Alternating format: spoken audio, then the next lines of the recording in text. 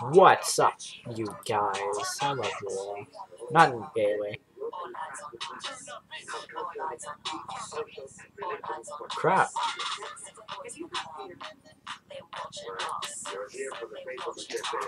I see. I only like the Will I Am part. And shout. And they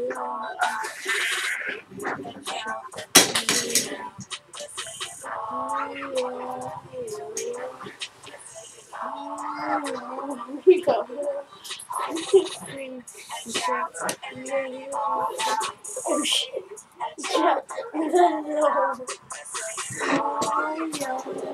I'm back. Alright, turn that down. He had a muzzle smack. Turn it down!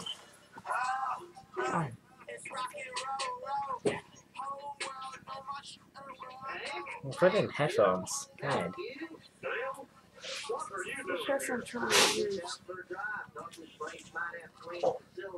Yes, so.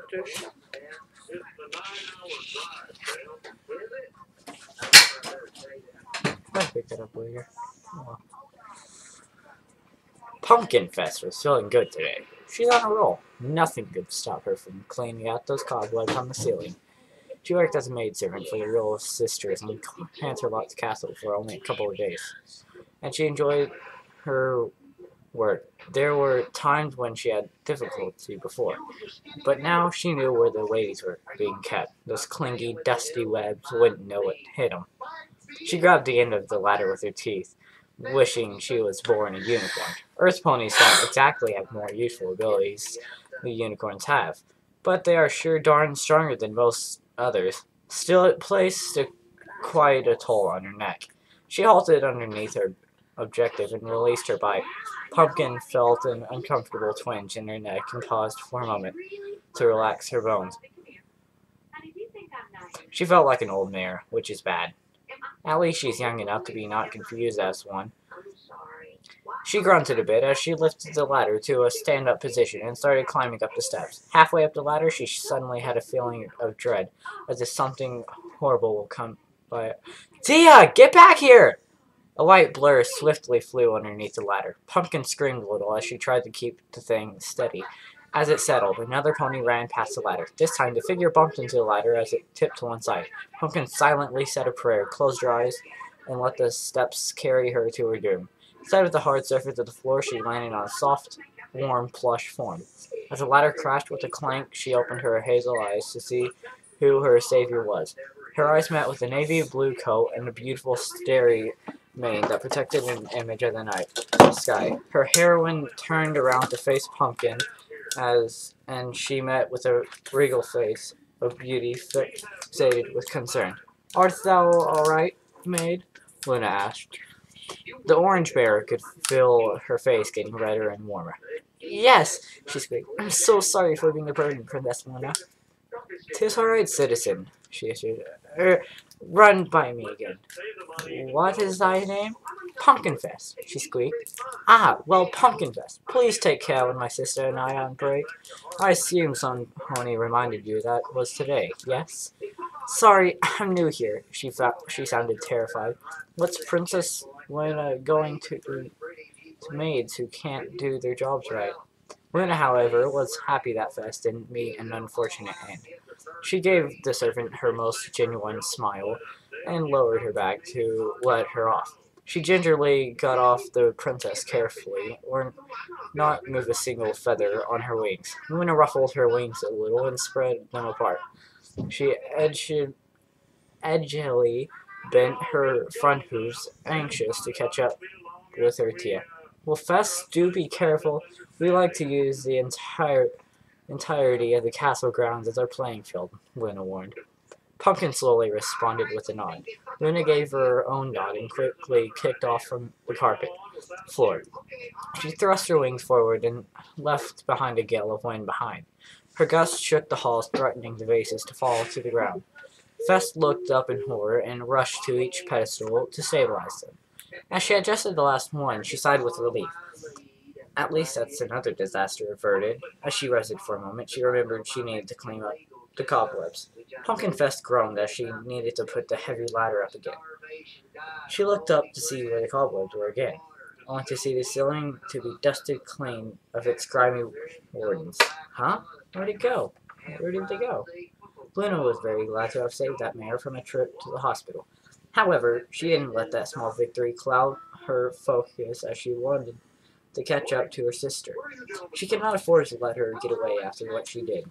As she sped down the halls, veering left and right to avoid the bystanders, she heard yelps and gasps as the ponies behind her darted away from a dash. As she felt the air around her move, she smiled as she could feel the end of her chase was nearing. Celestia leaned against the wall as her lungs needed some much-needed air. The sister of hers was hard to evade, but she felt the fruits of her labor as she purposely gave the ladder a nudge. It was a bad habit of her to cheat, even to the extent of using that poor pony as a part in her plan to distract Luna from chasing her. She couldn't imagine the horrors of what would happen if she were to catch up to her. She made sure though to get a visual on the victim of her distraction plan. It was Pumpkinfest, right? I'll be sure to give her a bonus on her next pay. As she caught her breath, she looked behind her to see if Luna was up to her sneaking tricks. She hadn't caught a single spot of royal blue in the hallway. As she turned back to continue her run, she saw Luna strafing from the left hallway. She had a look of victory on her face as she slowed her stop, leaving behind a large cloud of dust. Halt, dear sister. You're going to pay for your actions, Luna bellowed. Celestia cowered at the sudden surprise. This wasn't looking good for the cheater's future.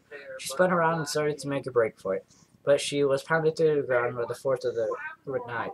She could feel the sting of the carpet as her face was rubbed into its fall fur wool. She rolled over to see Luna with a scary look on her face. Her smile stretched from end to end, giving her a wild look. Now, sister, she started, you shall feel the warmth of Princess Luna.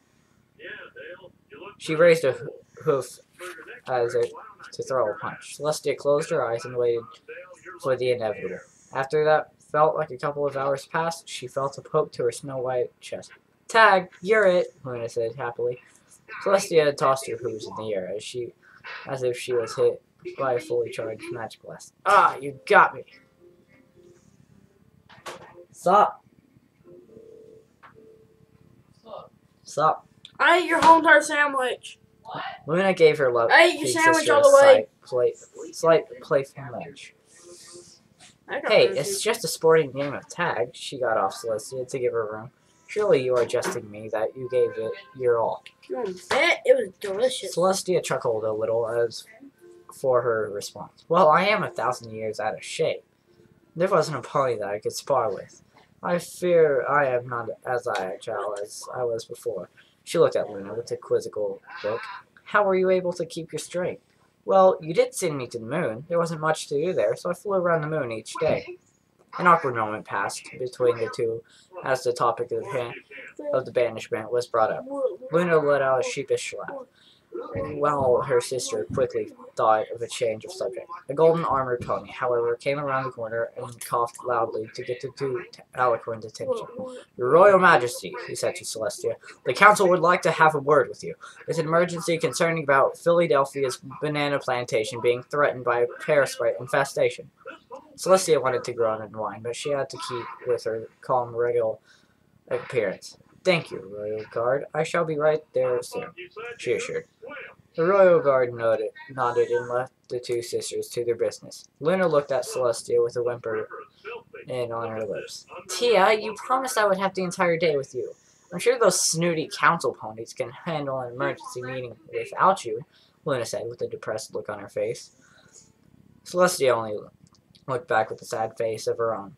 Luna, you know that I must go. Those old colts will just argue back and forth until I come up with a solution. You know how they can get if I'm absent from the room. But, no buts, Lulu. Luna grumbled a little and sat on her haunches. She turned away with a puffed face to make her look annoyed.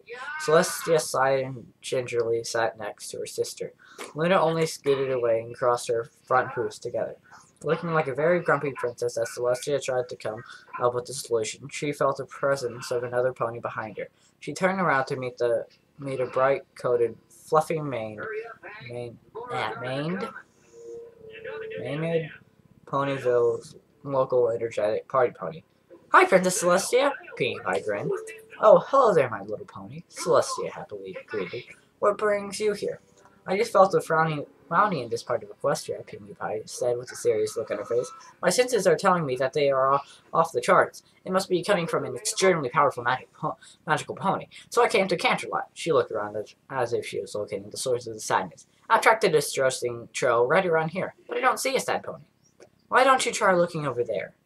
Celestia chided as she pointed a hoof in Luna's general direction. A cloud of rain was pouring on her celestial May. It only lowered Celestia's sympathetic levels, as her sister had a bad habit of summoning rain clouds when she is a bad mood. The small thunder and the pod of fluff only made the situation worse. Pinkie Pie stood back as she observed two sad sisters, a royal guard colt messenger, that room of angry old coats she passed back there. It could mean only one thing, and her wiggly ears and chest confirmed it for her. You two were having a nice day off from your royal duties. But Princess Celestia has just received notice of an emergency meeting with Canterlot's council members, and Luna doesn't want you to go because she will be bored, Pinkie Pie deducted. Am I right? The rain cloud stopped pouring as the two sisters looked up the party pony with wide eyes. It was unheard of, as they never heard any pony piece together such a conclusion with such accuracy before. Pinkie Pie only gave them a simple smile. Yes, that is correct, element of laughter. Luna confirmed. Do you have a solution for us? Why, yes, I do! Pinkie Pie cheered. Princess Celestia, why don't you go show her the joys of what video games could bring? Celestia's pupil grew bigger at the solution. Why didn't she think of that? Pinkie Pie, you are a genius. Thank you. No problem, Princess of the Sun. Pinkie Pie opened a nearby window and brought out a small tent from Mother knows where. Pinkie Pie aimed it towards the open window, got into the device, and held a hoof over its launch button. Well, my work here is done. Let me know what her gamer tag is. We should play together. Pinkie Pie pressed down on the button and was fired from the sky blue launcher. Luna looked out to see a pink blur going off to the rustic spot of Ponyville. Suddenly, a pink flash of a sonic boom went off in the distance. The citizens of Canterlot looked up in the skies above the town and wondered in awe of what it could possibly be. Luna saw odder things in her life and shrugged at the one-shot Pink Wonder. Sister, Luna asked, what does she mean by these video games? Well, Lulu, Celestia said with a gleam in her eye, how about I get you started with some Halo? Ha ha ha. Very funny person who made this. I will be ending it here, sad for you all, but let me know if you want to do any more. 18-inch to 24-inch. I don't know what. Move out of the way of the camera. I'll have to edit that part out. Okay. You're still in it. Well, I will be ending it here. Sorry for the interruption. Oh, wait, I'm going to edit that part out. Oh, wait, I already did. By the standards of that.